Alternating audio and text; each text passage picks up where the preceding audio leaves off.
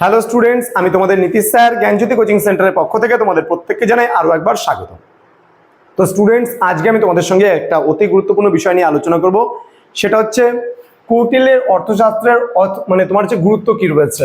এখানে NEP first semester major 1 history নিয়ে আজকে আলোচনা করব। ক্লাসটি শুরু করার পূর্বে তোমাদেরকে বলবো, যারা এখনো চ্যানেলটিকে সাবস্ক্রাইব করোনি তারা অবশ্যই চ্যানেলটিকে সাবস্ক্রাইব করে পাশে থাকা বেল আইকন অল প্রেস করে দাও।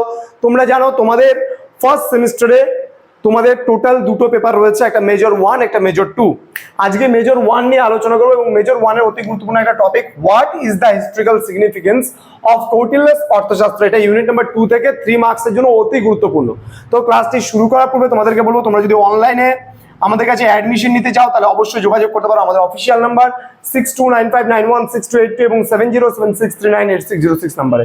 তোমাদের টোটাল কোর্স ফি 999, যারা মেজর রয়েছে বা যাদের অনার্স রয়েছে তাদের 999, এবং যারা প্রোগ্রাম বা পাসে রয়েছে তাদের 499 রুপিস পুরো কোর্স ফি। তো দেরি কিসের, আজই যোগাযোগ করো আমাদের সঙ্গে, আমাদের জ্ঞানজ্যোতি কোচিং সেন্টারে। চলো শুরু করছি আজকের ক্লাসটা। প্রথমত আমি বলি যে অর্থশাস্ত্র আছে, এই অর্থশাস্ত্রের রচয়িতা কিন্তু কৌটিল্য বা চাণক্য, যার আসল নাম ছিল বিষ্ণুগুপ্ত। তো কৌটিল্য বা চাণক্য বা বিষ্ণুগুপ্ত কে ছিল? তিনি ছিলেন চন্দ্রগুপ্ত মৌর্যের কিন্তু প্রধানমন্ত্রী এবং প্রধান পরামর্শদাতাও বলতে পারো। তো স্টুডেন্টস, কৌটিল্যের অর্থশাস্ত্র প্রাচীন ভারতের ইতিহাস রচনার বা প্রাচীন ভারতের ইতিহাস জানার জন্য যদি আমরা কোনো মূল্যবান তথ্যর যদি সন্ধান করি তাহলে কিন্তু সেটা কৌটিল্যের অর্থশাস্ত্র। অর্থাৎ বিশেষ করে মৌর্য যুগের ইতিহাস জানার জন্য কিন্তু এক অমূল্য সম্পদ যদি বলি তাহলে কিন্তু কখনোই ভুল বলা হবে না কৌটিল্যের অর্থশাস্ত্রকে। তো কৌটিল্যের অর্থশাস্ত্র থেকে আমরা বহু বিষয় জানতে পারি মৌর্য যুগের। কোন কোন বিষয়গুলো জানতে পারি? বেসিক্যালি এখানে লেখা আছে মৌর্য যুগের ভূমি রাজস্ব ব্যবস্থা বা ভূমি বিন্যাসের কথা জানতে পারি আমরা। দেন আমরা কৃষি উৎপাদন ব্যবস্থা, মানে মৌর্য যুগে কোন কোন কৃষি উৎপাদন ব্যবস্থা হতো বা কোন কোন ফসল উৎপাদন হতো সেগুলো ব্যাপারে জানতে পারি। জমি কেমন ছিল না ছিল, কিসের মাধ্যমে চাষাবাদ হতো, ডিটেলসে কিন্তু আমরা পাই কিন্তু কৌটিল্য অর্থশাস্ত্র থেকে। তারপরে সেচ ব্যবস্থা সম্পর্কে, কোথা থেকে জল নিয়ে কিভাবে সেচ ব্যবস্থা হতো সেটাও কিন্তু আমরা কৌটিল্য অর্থশাস্ত্র থেকে পাই। দেন বলছে কারিগরি শিক্ষা অর্থাৎ টেকনোলজি সেই সময়কার, সেটা থেকে কিন্তু মানে কারিগরি ইঞ্জিনিয়ারিং বা টেকনোলজি কি ইউজ হতো সেই সময় সেটা সম্পর্কে আমরা ডিটেলসে জানতে পারি। দেন ধাতু বিদ্যা সম্পর্কে আমরা ডিটেলসে জানতে পারি। অন্তর বাণিজ্য সম্পর্কে আমরা জানতে পারি। দেন বৈদেশিক বাণিজ্য সম্পর্কে আমরা ডিটেলসে জানতে পারি।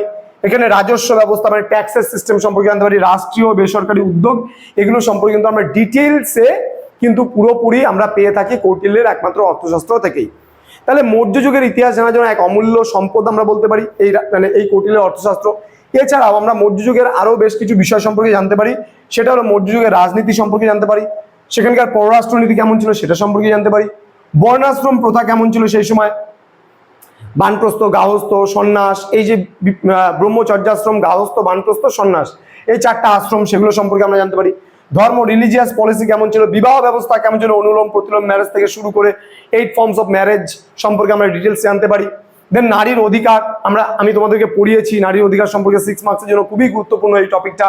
পারিবারিক জীবন বা পরিবার সম্পর্কে, পরিবারগুলো কেমন ছিল মৌর্য যুগে সেটা সম্পর্কে আমরা জানতে পারি। এখানে দাস প্রথা কতটা কঠোর ছিল সেটা সম্পর্কে আমরা জানতে পারি।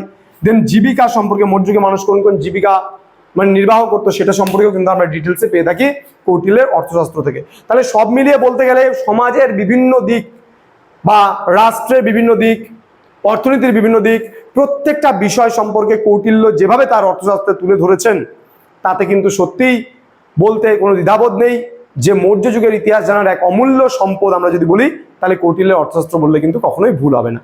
তো স্টুডেন্টস, এই ছিল আজকের ক্লাস, এতটুকুই ছিল আজকের ক্লাসটি।